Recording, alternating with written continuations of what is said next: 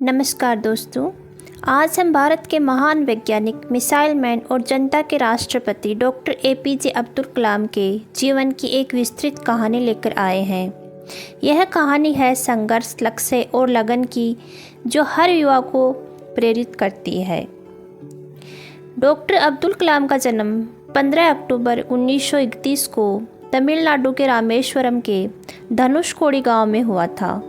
उनका परिवार आर्थिक रूप से कमज़ोर था। उनके पिता जैनुलाब्दीन एक नौका मालिक थे और मां असरीबा आई एक साधारण गृहिणी थी। अब्दुल कलाम के 5 भाई बहन थे। बचपन में स्थिति कठिन थी, इसलिए वह अखबार बेचते थे ताकि अपने परिवार में मदद कर सकें। उनके पिता के पास ज़्यादा पढ़ाई न होने के बावजूद उन्होंने अपने बच्चों को पढ़ाई में अव्वल बनाने का पूरा प्रयास किया। अपनी प्रारंभिक शिक्षा रामेश्वरम के स्थानीय स्कूल में पूरी की। बाद में उन्होंने मद्रास के सेंट जोसेफ कॉलेज से भौतिकी में स्नातक की डिग्री ली। इसके बाद उन्होंने मद्रास इंस्टीट्यूट ऑफ टेक्नोलॉजी से एरोनॉटिकल इंजीनियरिंग में डिप्लोमा किया। आर्थिक कठिनाइयों के बावजूद उनकी लगन और मेहनत ने उन्हें कभी निराश नहीं किया। पढ़ाई के साथ साथ उन्होंने हमेशा नई चीज़ें सीखने की लगन बनाए रखी।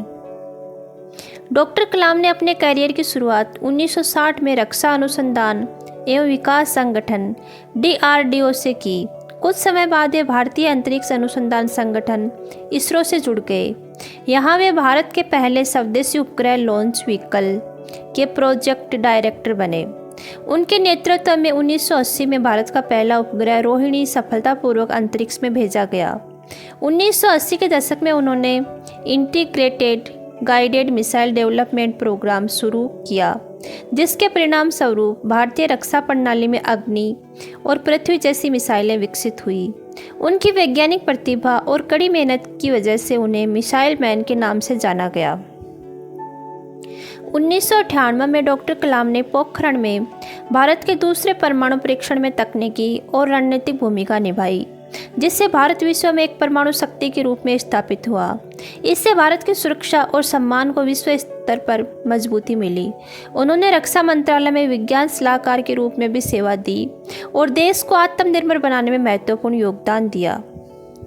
2002 में डॉक्टर कलाम भारत के 11वें राष्ट्रपति चुने गए। जनता में उनकी अपार लोकप्रियता और सादगी के कारण उन्हें जनता का राष्ट्रपति कहा गया। वे युवाओं के लिए सदैव प्रेरणा रहे और उन्हें बड़े सपनों को देखने तथा पूरे देश के विकास में योगदान देने के लिए हमेशा प्रेरित किया। उनका राष्ट्रपति पद का कार्यकाल 2007 तक रहा। राष्ट्रपति बनने के बावजूद उनका स्वभाव सरल और विनम्र बना रहा। डॉक्टर कलाम ने कई पुस्तकें लिखी, जिनमें उनकी आत्मकथा विंग्स ऑफ फायर सबसे प्रसिद्ध है। उन्होंने शिक्षा और युवाओं की प्रगति को जीवन का प्रमुख लक्ष्य माना। वे अनेक विश्वविद्यालयों में विजिटिंग प्रोफेसर के रूप में भी कार्यरत रहे और देश के युवाओं को सपने देखने और उन्हें पूरा करने की प्रेरणा देते रहे।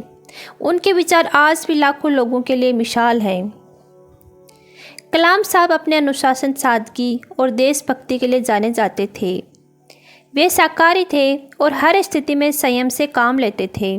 भारत सरकार द्वारा उन्हें कई पुरस्कार मिले, जिनमें भारत रत्न सर्वोच्च था। उनका जीवन आज भी प्रेरणा देता है कि अगर मेहनत और लगन से काम किया जाए तो कोई भी मुकाम हासिल किया जा सकता है। दोस्तों, डॉक्टर एपीजे अब्दुल कलाम का जीवन संघर्ष, आत्मविश्वास और समर्पण की जीती जागती मिसाल है। उनकी कहानी हर उस व्यक्ति के लिए प्रेरणा है जो बड़े सपने देखता है और उन्हें पूरा करने को तत्पर है। हमें भी उनका अनुसरण करना चाहिए तथा देश तथा समाज के लिए कुछ बड़ा करने की ठान लेनी चाहिए। धन्यवाद।